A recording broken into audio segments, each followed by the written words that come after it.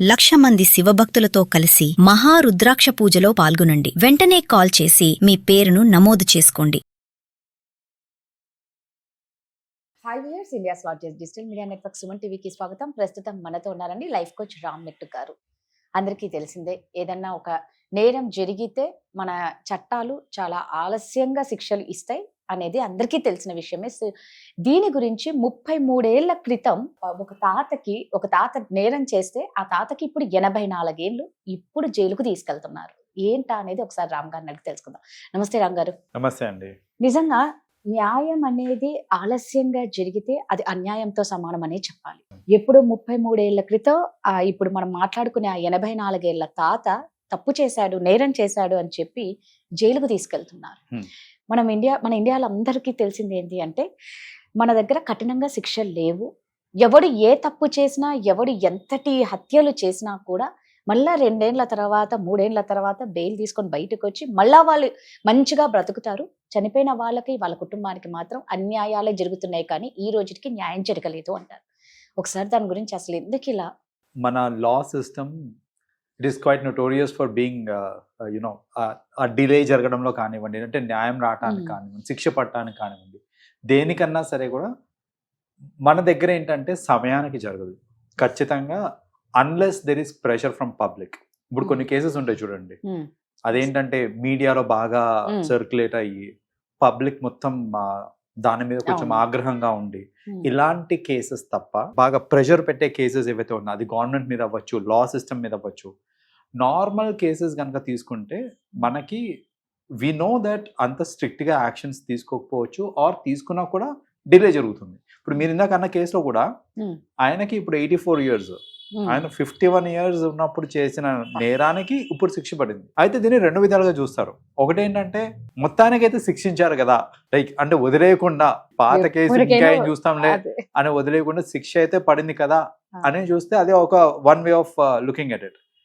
Another way of looking at it is like, ఇంత ఆలస్యంగా శిక్షిస్తే అసలు శిక్షించి కూడా దండగా, అంటే ఇప్పుడు ఆ వయసులో శిక్షిస్తున్నారంటే, ఇప్పుడు జైల్లో తీసుకెళ్తున్నారంటే, నాయన నీ పన్ను నువ్వు చేసుకోలేవు, నీ తిండి నువ్వు తినలేవు, మేము పెడదాం రాని తీసుకెళ్ళినట్టే అయింది. ఇప్పుడు ఇప్పుడు ఆయన జైల్లో పెట్టారంటే ఆయనతో ఆయన పని చేస్తారా అంటే చేయించే, ఆయన నడిచే స్థితిలో కూడా లేడు. ఆయన తీసుకెళ్లడం కూడా ఇద్దరు పట్టుకునే తీసుకెళ్తున్నారు, ఇద్దరు పట్టుకుని తీసుకెళ్తున్నారు.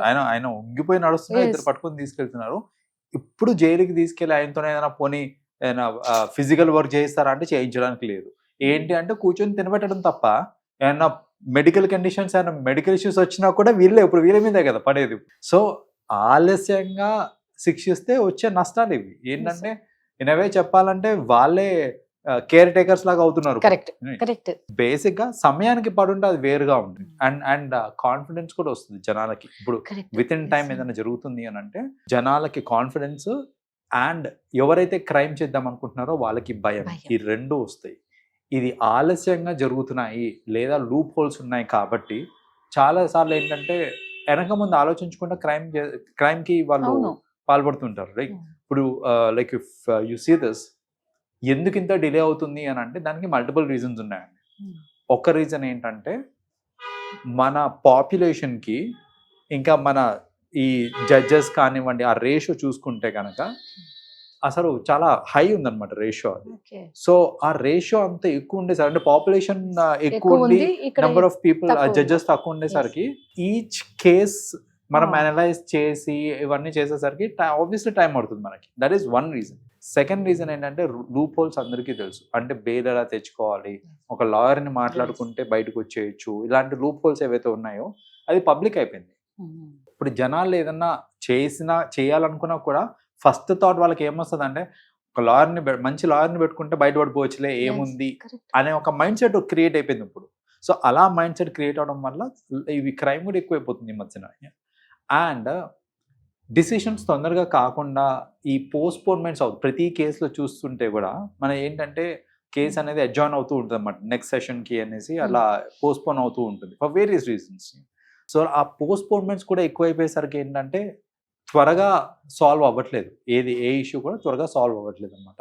సో ఇలా రకరకాల రీజన్స్ వల్ల ఆర్ ఎవిడెన్స్, స్ట్రక్చరల్ ఎవిడెన్స్ లేకపోవడం వల్ల. ఇప్పుడు ఒక్కోసారి ఏమవుతుందంటే లాకి ఏంటంటే నువ్వు తప్పు చేసావు అని నాకు తెలుసు, కానీ ప్రూఫ్ లేనిది నేను నీ మీద యాక్షన్ తీసుకోలేను. ఇప్పుడు వాళ్ళకి ఏంటంటే ఒక కాంక్రీట్ ప్రూఫ్ ఉండాలి. సో ఈ ప్రూఫ్ గ్యాదరింగ్ ప్రొసీజర్ కానివ్వండి, ఈ మొత్తం ప్రాసెస్ ఏదైతే ఉందో అది చాలా టైం కన్జ్యూమింగ్ ప్రాసెస్. సో ఇలా ఏంటంటే రకరకాల రీజన్స్ వల్ల మన ఈ జ్యుడిషియల్ సిస్టంలో ఏంటంటే ఏ తీర్పు అన్నా సరే ఆలస్యంగా వస్తుంది. ఇలా ఆలస్యంగా రావడం వల్ల ఆబ్వియస్లీ క్రైమ్ రేట్ ఇంక్రీజ్ అయిపోతుంది మనకి. సో బేసిక్గా వీ హ్యావ్ టు సీ ఏదన్నా సరే ఫస్ట్ ఆఫ్ ఆల్ ఈ టోటల్ టైం టేకెన్ అనేది కొంచెం రెడ్యూస్ అవ్వాలి. దానికి ఏదైతే మెజర్స్ ఉన్నాయో అవి తీసుకుంటే బెటర్. లైక్ మేబీ జడ్జెస్ని ఇంక్రీజ్ చేయడం కానివ్వండి, లేకపోతే ఈ కోర్ట్ అడ్జార్న్మెంట్స్ ఏదైతే ఉంటాయి, సెషన్స్ అడ్జార్న్ ఏదైతే అవుతుంటాయో వాటిని కొంచెం తగ్గించుకున్నా కూడా ఇంకా ఎర్లీగానే మనకి ఇది శిక్ష పడే ఛాన్సెస్ ఉంటాయి అన్నమాట. మామూలుగా కొన్ని కేసెస్ చూస్తే రామ్ గారు లైవ్ చక్కగా వీడియోస్ లో సీసీ క్యామ్ లోనో లేకపోతే వీళ్ళు తీసుకున్న వీడియోలోనూ క్లియర్ గా కనిపిస్తూ ఉంటాయి. అయినా కూడా వాటికి ఇప్పుడు మనం ఎన్నో కేసులు చూసుకుంటే మొన్న అప్పుడు జూనియర్ డాక్టర్ ఒక 3 years ago, సో ఈ రోజుకి కొలికి రాలేదు, దారుణంగా చంపేశారు. సో అన్ని ఎవిడెన్స్ అంటే ఒక్కొక్కటి మీరు అన్నట్లు ఇలా తప్పు చేసే వాళ్ళ తరపున కూడా లాయర్లు ఎప్పుడైతే వాదించకపోతే అప్పుడు కూడా తొందరగా అవుతాయేమో కేసు. ఆబ్వియస్లీ అండి. ఇప్పుడు ఏమవుతుందంటే ప్రూఫ్ మీరు అన్నట్టు సీసీ కెమెరాలో క్లియర్ కట్ ప్రూఫ్ ఉన్నా కూడా వాళ్ళ తరఫున లాయర్ ఎవరైతే ఉంటారో వాళ్ళు ఒకటే మాట ఏం చెప్పమంటారంటే ఇది మాఫ్డ్ వీడియో, ఇది దాంట్లో ఉన్నది నేను కాదు, ఎవరినో ఇట్లా ఎడిట్ చేసి నన్ను పెట్టారు అక్కడ అని చెప్పమంటారు. వీళ్ళు చెప్తారు. చెప్పిన తర్వాత ఇప్పుడు మళ్ళీ దీనికి ఇచ్చేయాలి కదా ఇంట్రాగేషన్ కానివ్వండి, బ్యాక్గ్రౌండ్ చెక్ చేయాల్సి వస్తుంది. నిజంగా వీడియో ఆరిజిన్ ఎక్కడి నుంచి వచ్చింది, ఇట్ ఈస్ ఆల్ ఈ లోపు చేయాల్సిన మ్యానిపులేషన్స్ చేసేయచ్చు. సో ఇక్కడ ఏంటంటే ఇప్పుడు ఒక్కోసారి కాల్ రికార్డింగ్స్ ఉంటాయి అన్నమాట మనకి ప్రూఫ్ లాగా.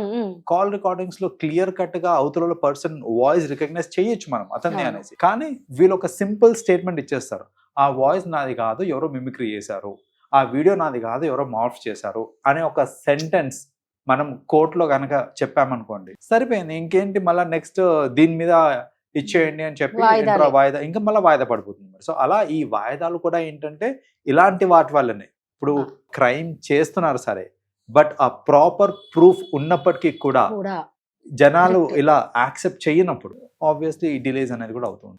నిజంగా మీరు అన్నది, ఎందుకంటే ఇప్పుడు మన వైష్ణవి కేసు కానీ ఎంతో మంది కేసులు ఉన్నాయి అండి, అది క్లియర్ గా కనిపిస్తున్నాయి, అందరు చెప్తున్నారు, అయినా ఎందుకు జరగట్లే అంటే మీరు అన్నట్లు వాళ్ళ తరపున వాదిచ్చే అడ్వకేట్లు వాటిని అన్నింటినీ తారుమారు చేస్తారు. కాబట్టి ఈ వాయిదానే మనకు ఆలస్యం అయిపోతుంది. రైట్. థ్యాంక్ యూ అండి. వెల్కమ్.